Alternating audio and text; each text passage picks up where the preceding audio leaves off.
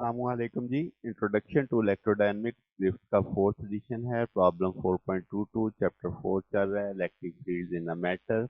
वो कहता है एक वेरी लॉन्ग सिलेंडर है जिसके डाइलेक्ट्रिक मटेरियल प्लेस किया गया है, अदरवाइज जो uniform electric field E not है। वो कहता है रिजल्टिंग फील्ड बताओ विद इन द सिलेंडर। ठीक है। अब वो कहता है रेडियस ए मान लो, ससेप्टेबिलिटी चाहिए है। वो कहता है एक्सिस जो है परपेंडिकुलर टू ई नॉट है। फिर जनाब बाउंड्री कंडीशन अगर हम देखें तो हम जानते हैं एस इज इक्वल टू ए, यानी बिल्कुल उसके बॉर्डर पे हम कहेंगे इनपुट जो पोटेंशियल होगा वही आउटपुट का होगा।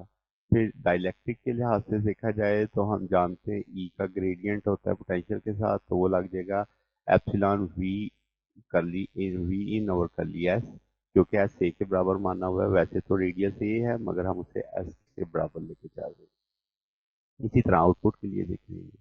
और जब हम सिलेंडर से काफी दूर चले जाएंगे तो V जो आखिर का पोटेंशियल होगा minus E naught r cos of theta. अब चूंकि हम सिलेंडर का केस पढ़ रहे हैं तो Laplace equation for in cylindrical coordinate हमने लास्ट चैप्टर में ड्राइव की थी, तो ये उसका रिजल्ट था।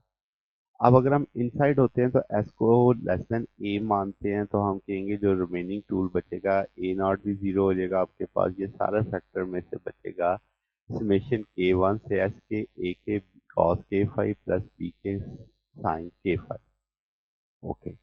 फिर क्या जी, जब हम आउटसाइड द सिलेंडर जाएंगे तो सिलेंडर से बाहर दो पोटेंशियल दो वजह से होगा। एक पोटेंशियल जो एक्सटर्नल यूनिफॉर्म फील्ड है और एक पोटेंशियल जो इंड्यूस पोलराइजेशन होगी, जो फील्ड बनेगी इनसाइड सिलेंडर।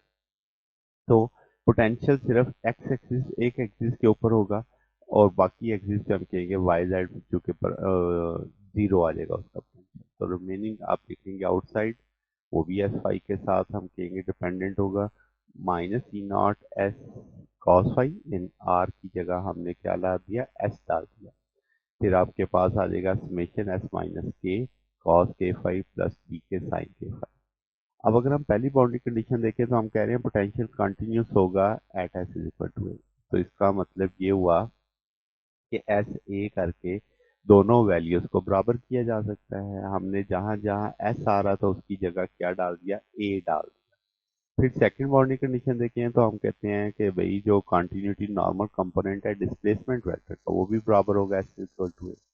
तो अब आपने क्या किया कि डिफरेंशियल करना है, क्योंकि इसमें तो आपने पोटेंशियल का एक दफा डिफरेंशियल करके एप्सिलॉन से मल्टीप्लाई करना है। इधर भी आपने डिफरेंशियल लेके एस से एप्सिलॉन नॉट से मल्टीप्लाई करना है, तो वो कर दिया। अब एप्सिलॉन नॉट और एप्सिलॉन आर से वो एप्सिलॉन आर बना दिया, क्योंकि एक तरफ एप्सिलॉन है एक तरफ एप्सिलॉन नॉट है, तो दूसरी तरफ ले जाएंगे तो एप्सिलॉन आर आ जाएगी, यानी इधर से वो कॉमन लेके दूसरी तरफ कर दिया। बाकी एक एक दफा डिफरेंशियल करके इक्वल कर दिया। अब क्या जी, हम जानते हैं कि बी के और डी के इक्वल टू जीरो का फॉर ऑल वैल्यू ऑफ के। फिर आप ये प्रूव भी कर सकते हैं मगर शॉर्ट हमने करने के लिए ए के सी के जीरो होगा अनलेस के वन है, तो इसका मतलब के वन रखना पड़ेगा। जब आप के वन रखेंगे तो जो पहली इक्वेशन है वो क्या बच जाएगी, अब आपके पास जहां जहां के आ रहा है उसकी जगह वन आ जाएगा, ए इंटू ए और आपके पास माइनस ई नॉट ए और प्लस ई इनवर्स सी। यहाँ से ए की वैल्यू निकाली जा सकती है, तो वो आ जाएगी ए बराबर है minus E naught C over a square. Equation two में भी इसी तरह वैल्यू रख देंगे। अब क्या है जी कि आपके पास इसमें से नेगेटिव कॉमन लेके दूसरी तरफ कर लिया, अब ए की वैल्यू इस जगह पे प्लेस की जा सकती है, तो वो ए की वैल्यू हमने उस जगह पे प्लेस कर दी। अब आपके पास सारे को जस्ट सॉल्व करना है, ई नॉट वाली वैल्यू एक तरफ कर लेनी है, बाकी वैल्यूज दूसरी तरफ कर लेनी है। तो इधर बन जाएगा epsilon r minus one E naught, इधर बन जाएगा epsilon r plus one C by a square.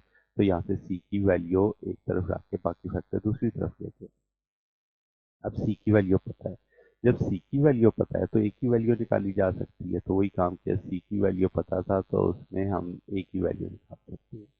अब ये ए स्केयर से कट जाएगा, रिमेनिंग एलसीएम लेके सॉल्व करेंगे तो ये आ जाएगा आपके पास टू, और यहाँ पे भी two plus i e naught आ जाएगा टू, इस तरह वन प्लस वन टू लिखा जा सकता है।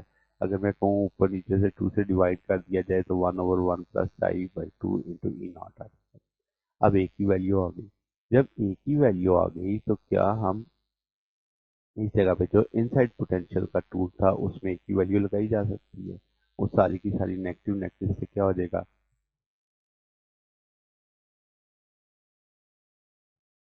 तो अब आपके पास e naught S cos phi one plus chi by two आ जाएगा। यहाँ पे ये वो वैल्यू जस्ट प्लेस की है। अब हम इस सारी की जगह एस कॉस फाई की जगह एक्स लिख सकते हैं।